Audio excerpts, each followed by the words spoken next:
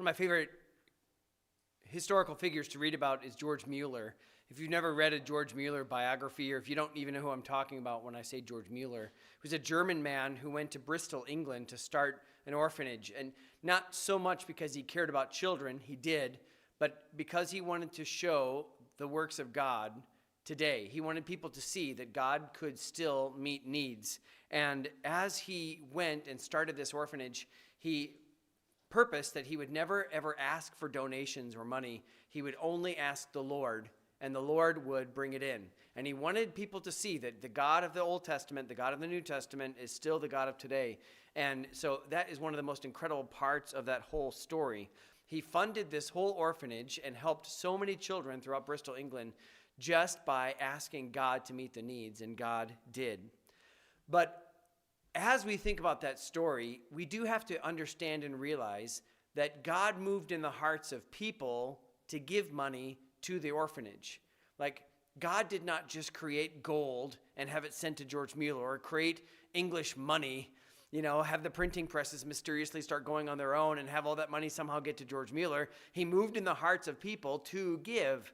So we understand that even as God does miraculous things, it's still through the use of human agents that God uses Christians to fund his work.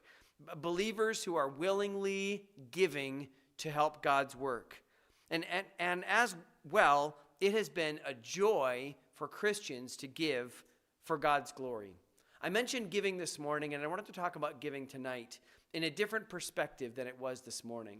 This morning, I was happy to say it is part of the Christian life to give, to willingly part with your funds, resources, whatever it is, for the glory of God and for the help of God's work.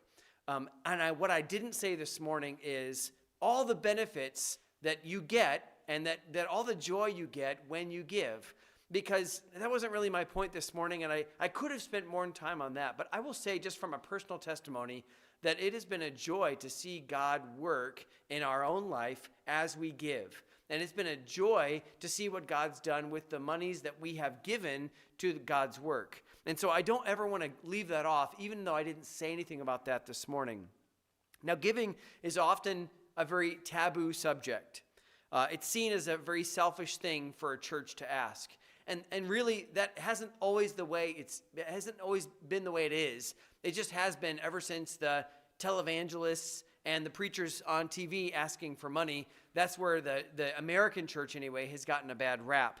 But Acts 2 tells us, again, right away, that being a part of a church is giving. And it's not demanded of them, but that Christians, obedient Christians, as they joined the church, willingly gave of themselves. In the book of Philippians, Paul commends the Philippians for giving to him, for sending help to him while he was in Thessalonica. He said, you're one of the only few churches that actually sent to my need. And he says, not because I'm looking for more, I just want there to be fruit for your account. And throughout the years, giving has been a way for God to do his work. 2 Corinthians chapters 8 and 9 are chapters about giving. And it's written to givers who were wanting to be a part of God's work.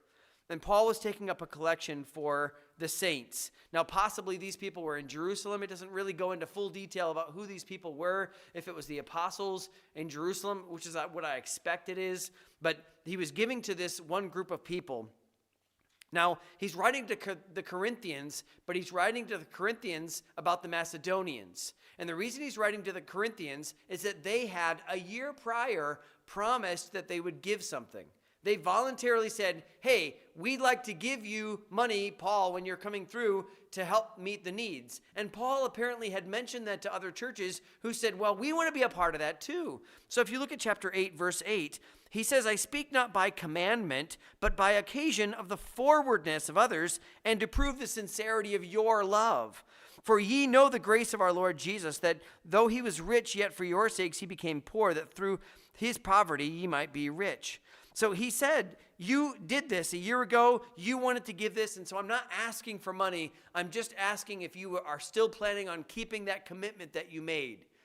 Because I'm coming through, and I'm going to send Titus in front of you to make sure that that collection is there so that you're not embarrassed when I come. Because if you made a promise and I show up and all of a sudden, oh yeah, we forgot that we were going to do that, or oh yeah, hard times came up and we don't have anything for you. I mean, Paul is just trying to save them some of the embarrassment of not keeping what they said they were going to do. So, and again, in chapter 9, verse 2, he says, "For I know that the forwardness of your mind, for which I boast of you to them of Macedonia, that Achaia was ready a year ago, and your zeal hath provoked very many."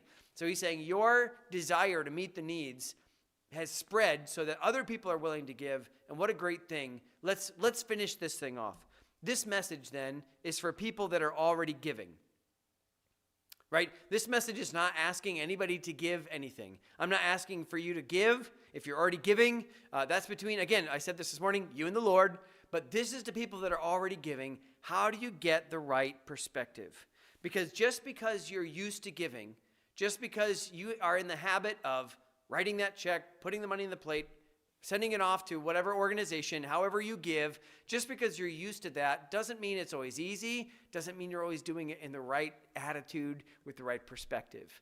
So I want to talk to faithful givers tonight about grace giving and what this is talking about. I want to share some perspectives that Paul shares with these Corinthians here. The first perspective is the perspective of fellowship. In chapter 8, verse 4, he says, first of all, praying us, verse 8, "For to their power I bear record, yea, and beyond their power they were willing of themselves, praying us with much entreaty that we would receive the gift." Okay, so he says that when the churches in Macedonia, they urged us to take this gift. Please take it. Now, Paul might have refused it. You need it. Because look at chapter 8, verse 2. Well, I'll start in verse number 1. "Moreover, brethren, we do you to wit of the grace of God bestowed on the churches of Macedonia, how that in a great trial of affliction, the abundance of their joy and their deep poverty abounded under the riches of their liberality." So the churches in Macedonia were not well off, and yet they were so excited to give that they said, "Paul, please take our money and take it to the saints in Jerusalem." And he said, again, it seems like he didn't really want to do it. And they prayed him. They entreated him, "Please take it." And so he says, I'm taking it. But they gave, he says, beyond their power. Not because they had extra, but because they didn't have. They went beyond what they could do to meet the needs. They trusted God to do for them and to meet their needs. And what drove them was, in verse number 4, praying us with much entreaty that we would receive the gift and take upon us the fellowship of the ministering to the saints. That word fellowship I mentioned this morning means partnership, communion. That they looked at this giving as a way for them to be a part of God's work. Even with people maybe they would never meet in Jerusalem. Macedonia was not real close to Jerusalem, but they just wanted to meet the needs because they had brothers and sisters there. They wanted to fellowship with them. It may not feel, when you put the money in the plate, however you do it, it may not feel like you're giving sacrificially. Sometimes, I guess, you just do it out of habit. And sometimes when you do that, when you treat tithing like another bill, it gets to be just sort of routine. And if you're not careful, at the end of the year, like when you get your tax statement back from Mary, you might look at that, and for just a second, you might be tempted to say, "Man, think of the things that I could have done with that money." I'm not even going to ask for a show of hands, but each of you have thought maybe at times, "Man, if I wasn't giving, what I could do with that money." Now again, thank God you still give, and you still do the thing that you know you're supposed to do.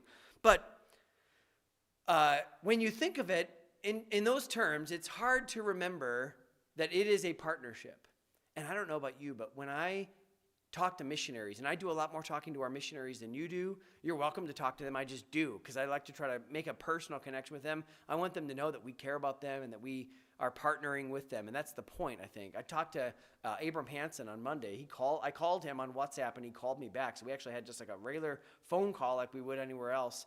And he just talked about the ministry there and how encouraged he was. I mean, I was so encouraged to hear about the people that were coming. Like Zach mentioned this morning, how they have to take the van out a couple times to try to get it back, and talked about some of the struggles with getting a bus. He mentioned that there are other churches that have helped with the construction, and they have this auditorium, and he says, we need chairs to fill it up with. And I said, oh, you do? And he's like, well, I'm telling the church people, you are going to buy the chairs. Now, in Panama's not a third world country. It's more like a second world country. They have a lot of money that comes in from the Panama Canal, but they're not living great in Panama. But they're so excited to be able to give. He said $20 buys a chair. So you have people that are bringing in $20, and they're putting in the money, and like, oh, we got another chair? Now we can have another chair. I don't think they're pew buying like it used to be in the old days, but at least like you're sitting in one of those chairs and like, I helped with this. And there's people in the States. We have helped with their building project as well. We've gone over there. And it's a partnership of all these different people. And I don't know about you, but I'm glad when I think about some of my missions dollars going to build a place for them to worship. To go to a place where, to help those Panamanians go into a place where they can worship God, and that they're trying to reach their neighbors for Christ. I love to think about my giving as a partnership rather than just send it off and it does whatever. I'm glad that God is using it in those ways. And when we think of it in those terms, when we're partnering with God, it's a joy to see what happens. I read this story years ago, and I don't know that I've ever used it in a sermon. It's a quite lengthy illustration, but I want to read it verbatim so that you can enjoy it as well.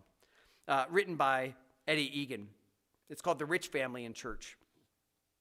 I'll never forget Easter 1946. I was 14. My little sister, Ossie, was 12. My older sister, Darlene, 16.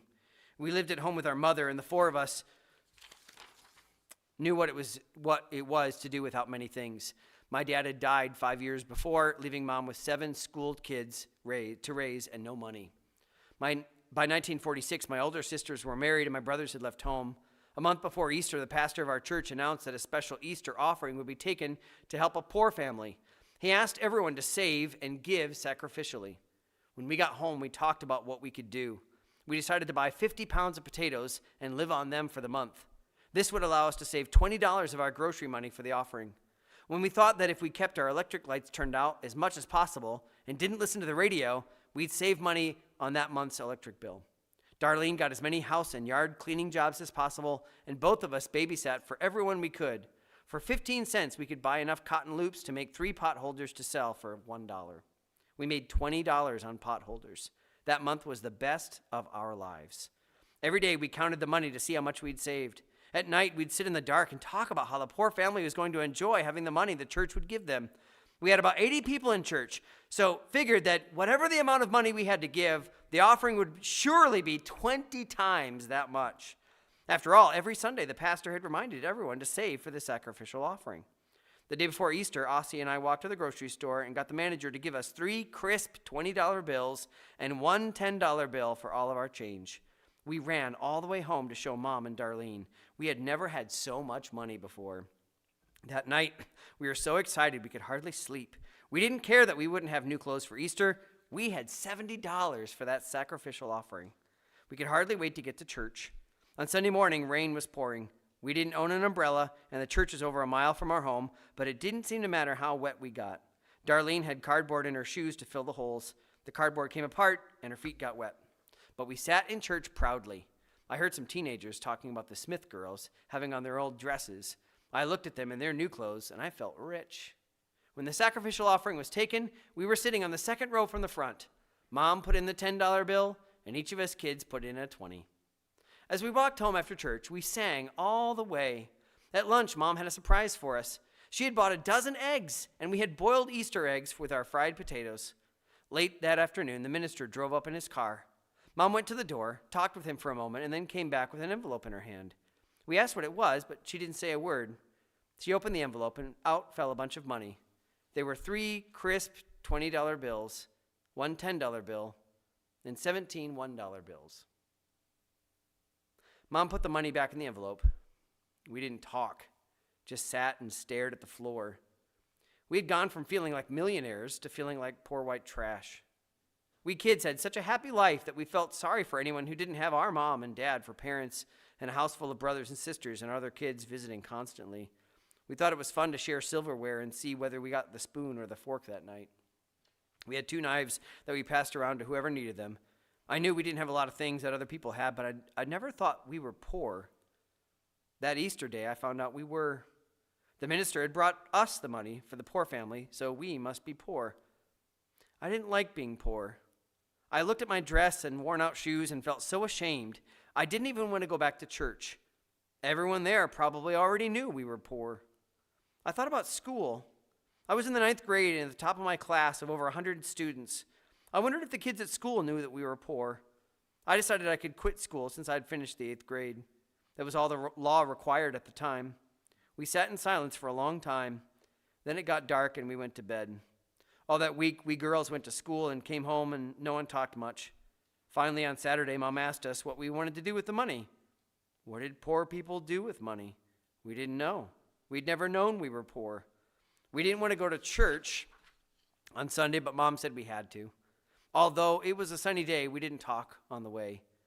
Mom started to sing, but no one joined in, and she only sang one verse. At church, we had a missionary speaker. He talked about how churches in Africa made buildings out of sun-dried bricks, but they needed money to buy roofs. He said $100 would put a roof on a church. The minister said, "Can't we all sacrifice to help these poor people?" We looked at each other and smiled for the first time in a week. Mom reached into her pocket and pulled out the envelope. She passed it to Darlene. Darlene gave it to me, and I handed it to Ossie. Ossie put it in the offering. When the offering was counted, the minister announced that it was a little over $100. The missionary was excited. He hadn't expected such a large offering from our small church. He said, "You must have some rich people in this church." Suddenly it struck us. We'd given $87 of that little over $100. We were the rich family in the church. Hadn't the missionary said so? From that day on, I've never been poor again. I've always remembered how rich I am because I have Jesus. There's a partnership that perspective really helps when you're giving. Second, the perspective of totality. When Paul talked about their giving, notice this wasn't the first thing that they gave. He's interested in their money only because they offered it first, but he's more interested in something else. Look at verse 5 of chapter 8. He says, "This they did, not as we'd hoped, but first gave their own selves to the Lord and unto us by the will of God." Before they ever gave $1, before they ever gave a dime or whatever they had back then, shekels or denarii or pennies, whatever it was that they were using at the time, before they ever gave that, they gave themselves. They first gave themselves to the Lord. They submitted to him, and they gave themselves to the apostles by the will of God. They said, whatever God wants, that's what we want too. Verse number 7, "Therefore, as ye abound in everything, in faith and utterance and knowledge and in all diligence, and in your love to us, see that ye abound in this grace also." He's telling the Corinthians that as they had already committed to growth in other areas, commit to trusting God to fulfill this other mission of giving. Giving is just one of the ways that we say, "God, I am yours." And I think that's a good perspective to have when we give, to say, "God, this is just another way I'm submitting to you." When you are at home and you are tempted to sin and you say, "God, I am committed to doing the right thing." That's the very same thing you're doing when you put that money in the plate. It's the same thing. Now, it feels somehow different, but it's not. When you see somebody and you realize that God's tugging on your heart to go give them a tract, or when you have a moment where you could have a moment where you could make a difference as a parent, and you take that moment as something that the Lord is urging you to, that's the very same thing. You've already submitted yourself to God, and this is just another grace giving. It's hard to give money if you haven't already given yourself. If you haven't already put yourself in the offering plate up on that altar, it's really hard for everything else to follow. They say that money can't buy happiness, but it is true that money can buy things that can make you happy. We all know that, right? We all have things in our house that make us smile, that kind of make us happy. And there's nothing necessarily wrong with those things. But it's hard to give up the things that could make us even happier than those things, unless we've already committed to the will of God in all those areas. To say, "God, what's more important than my happiness is being pleasing to you, is being used by you, is being a vessel for you." And if we are committed to God's will, the money that comes will be an easy thing as well. Again, I'm talking to people who are already giving. I'm not asking for more. I'm just telling you that when you give, if you've already given of yourself, then that's easy. And if you are giving already, but you find yourself at times struggling to do that in whatever capacity, time, resources, money, and otherwise, I think it's important for us to remember that the totality of what God is asking is everything, not just a little bit of our money. We could somehow focus on that and say, I don't know that I want to give that. But God isn't asking for that. He's asking for everything.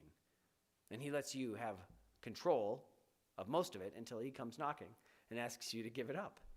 And thankfully, he doesn't ask you to give up everything. He's not asking you to sell everything that you have. Give it all to the poor and follow him like he did so many times on the Sea of Galilee. In verse number 12 here in chapter 8, for if there be first a willing mind, it is accepted according to that a man hath, and that not according to that he hath not. If you have first a willing mind, you will give what God is asking. I found in my own life that if I am unwilling to give to God in one area, it sort of bleeds into all the other areas. And I know that there are people that really want to be used by God, but they're not willing to give in the little things first. I'm not even talking about money at this point. I'm just talking about giving, whatever it is. I remember years ago reading a story about a man named Jack Whitaker. Jack Whitaker lived in West Virginia, ran a construction company, didn't really play the Powerball unless it got over 100 million, so he bought 100 tickets, I think, and thought he would just kind of get in on the action. Everyone else is talking about the $314 million in the Powerball, and sure enough, Jack Whitaker won it. He opted for a $113 million lump sum instead of the $314 because, taxes. And in 2002, was able to take $113 million home with him. And at first, donated thousands of dollars to build churches, mostly Church of God churches. But soon got pretty sick of everyone asking for money. Go to a basketball game, a football game, whatever, and everyone would come up to him and chat him for a little while and then eventually get around to asking for money. It ruined his relationships, ruined his friendships. His cars got broken into, and you can find out he became really resentful about all this because he hadn't really used his money well before he got millions and millions of dollars. And the story why his story is famous, why we all know about it, is because he eventually lost a granddaughter that he overindulged to drugs. All the people that came around looking for money from her attracted evil people. And eventually his house caught on fire, and he died a premature death as well. And the moral of the story is, again, if you're not faithful in those little things, giving yourself to God. I don't know what you would do with $113 million. Probably you don't either. And if you don't know what you do with it, it's probably shows that you're not sitting around thinking of all the things you wish you had, that everything you have is already the Lord's, and as he wants you to do or say or give or think, you're already, as well as you can be, submitted to that. So there's the perspective of totality. Let your giving be from a place where you've already given everything. Then third, the perspective of reciprocity. Whenever we give, whatever it is, we are doing without. There's always, when we give, a red in the balance sheet. Have you ever thought this? I wish that's an hour of my life I'll never get back. That's money that I'll never get back, that money I'll never see again. That's a thing that I loaned out that I'll never get back. That means you're in the red on the balance sheet. And that means that for others, they are in the black. There's the benefit. And we say, well, is that fair? And Paul addresses this in verse number 13. For I mean not that the other men be eased and ye be burdened. That's not God's intention to burden us and ease other people. But he says in verse number 14, but by an equality, that now, at this time, your abundance may be a supply for their want or lack, that their abundance also may be a supply for your want, that there may be an equality. There may come a day when we're in need, and they are more likely to help us, and God's more likely to meet our needs if we've already met the need. When we have right now, if we can put ourselves in the red so that somebody else can be brought up, then in the day when we're in the red and really in need, God will meet that need as well. Now, it's not about our version of equality, but about God's view from above. And in verse number 15, he uses the illustration of manna. He says that as it is written, he that had gathered much had nothing over, and he that had gathered little had no lack. And the idea was this, that in the wilderness, they would go out and they would gather all the manna. And I don't know exactly what it was. It sort of sounded like they would take it and they would kind of beat it into flour, and then they'd make their manna out of it. So it wasn't like there was just a loaf of bread sitting on the ground. It was something that they would use, but they could gather so much of it, and they weren't supposed to leave any of it to the next day. But some people would go out, and they'd be really ambitious. They'd be like a Ruth out there just, getting everything that they can. And other people, maybe they were a little bit more like, oh, I got to get down on the ground, and it's hard. Maybe some people had little kids who could kind of help gather it up, and other people didn't. But the idea in the Old Testament was that as soon as they were all done gathering it, and before it all went away, before the sun came up and it all melted, some of the people would share with others. They would say, hey, I got way more than my family needs. Do you need some? So they would share with one another so that everybody had not an equality, not the same amount, but just enough to where everyone had what they needed. And this is the illustration he uses here. This is what God's trying to do. Even everything out to meet everyone's needs. Now you say, I don't know that this pragmatic view is really the right one. Let me say a few things about that. One, I'm not saying that what Paul is saying is you better give to get. Now there are verses I think that talk about that. Ecclesiastes 11:1, cast thy bread upon the waters, for thou shalt find it after many days. There is a precedent for that, but I honestly don't think that's what he's saying. It is trusting God to meet our needs now, trusting how he can meet our needs later. So if you're a person who's not in need now, you may be one day. So Russ was talking about Job, and Job, as he's getting closer to the end of the book, he talks about all the ways that he used to meet the needs in his community, that he would help other people, that he was a very generous person. And at the end, do you remember how God made him wealthy again? People brought him money. When he was in destitution, other people brought money, and God used that to build up his wealth again. Again, we're not saying that we give to get. But even Paul said, I'm thankful that you sent me money, Philippians, because this fruit will go to your account. And whether you get that back here or whether you get it back in heaven, there is this reciprocity of you meet God's needs now, so God will meet your needs later. I think that's a right way to think about it. And when we obey, we're putting ourselves in the pool of those that God can help. Now, I know you don't like thinking about insurance, but that's exactly what insurance is. I pay my premium, and hopefully I won't ever, you're glad that insurance is there in case you need it, but you're sort of hoping you never need it.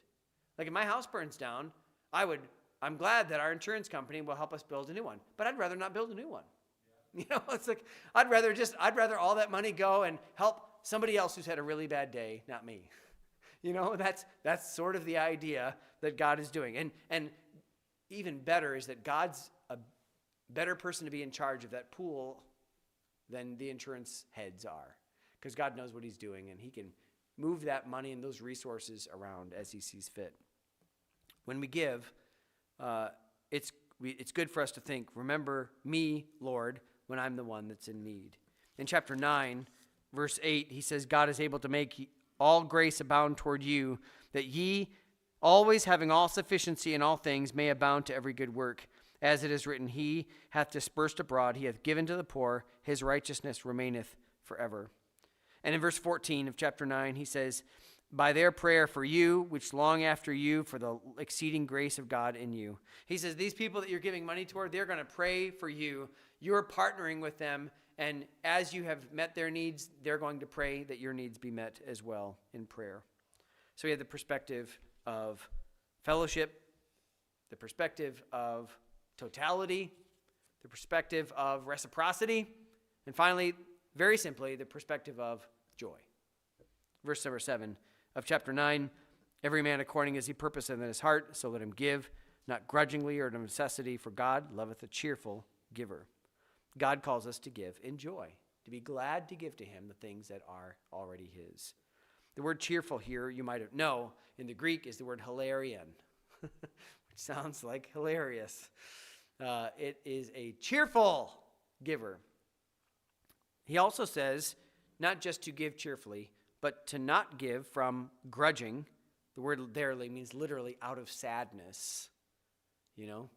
I don't watch who gives. Usually I'm praying or whatever during the offertory. But it would be a disappointment to see people just kind of like, goodbye, put the money in the plate and just like wave at it as it's going by. Like that's not, I don't think God's pleased with that, and not grudgingly. And the other word is of necessity.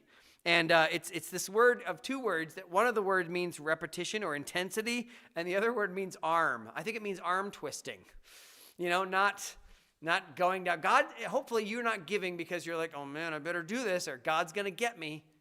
There's a healthy fear, I think that's there. There's some reciprocity that hopefully you're like, I want a blessing from this, but hopefully you just give cheerfully. Hopefully as you give, it's a matter of worship. You're saying, God, you're worth all of this. You're worth whatever I can give to you. God, if you're asking me for something, I'm just glad to be asked because you don't have to ask. I don't feel like I have anything to offer. And if you ask me to do something for you, to give something for your work, I am so happy to be a part of that. Lord, I want to be a cheerful giver, a Hilarion giver. I want to be so happy to be a part of your work. It should be a joy to give to God. God loves a cheerful giver. Now, there are many circumstances where we would say, I'm happy to help. There are some circumstances we say, I probably should. All right, fine, I will. But there are, I think, some circumstances where we would genuinely say and really mean it, I'm happy to help. When it's someone that we love, when our giving will be a help to them. And if you love God, then giving, whatever it is to him, should be a part, and should be just a part of what it means to please him. I want God to be pleased with my life. I want God to be happy with my stewardship of the things he's given me. You also might say happy to help when it's someone who's beneficial, when there's a good return on the investment. Now, I don't know, again, when you think about that passage in Philippians where he talks about fruit abounding to your account, I don't exactly know how that's going to be. I just know that for every soul that's saved in Lithuania, when the Johnsons are out there giving out those Christmas packages and preaching the gospel, and for every soul that was saved in the Middle East when Jocelyn was there and Stephen, and for every soul that's saved in Panama, I know that they have to do the work, but I'm also a part of that because we're praying for them and we're giving and we're doing whatever we can to encourage them to stay on the field. I know whatever part they have, I'm happy to be a part of that because there's something beneficial for me there. I'm getting fruit. I'm getting rewards in heaven, and I'm happy to do it anyway because I'm really excited that God's doing something. And there might be, I've always said this, and I was talking with, I don't remember if it was Cheryl or if it was Sharon, but we were talking about, so forgive me if this is you, I just don't remember who I was talking to, but I was talking with somebody and saying, it could be that when we're praying for someone there's someone there praying for someone who has a relative here. And God's calling me to be a part of his ministry here. So there is some of that as well. We'd also say happy to help when we know that there will be pleasure in it. I'm happy to help when it's someone, a friend, someone that there's going to be good and benefits from this. And I want to please God in my giving. I'm preaching this sermon to people I know on a Sunday night that are already involved in giving in all the different parts. I am absolutely not asking for more. I just wonder if you, like me sometimes, struggle when you're asked for a little bit more, especially when you feel like, man, I'm giving everything already. Man, can I really give any more? Man, how much more do you want? And the truth is that God has everything already. He bought me with a price, and it's just good for me when he asks for some of it back to learn how to have the right perspective in giving.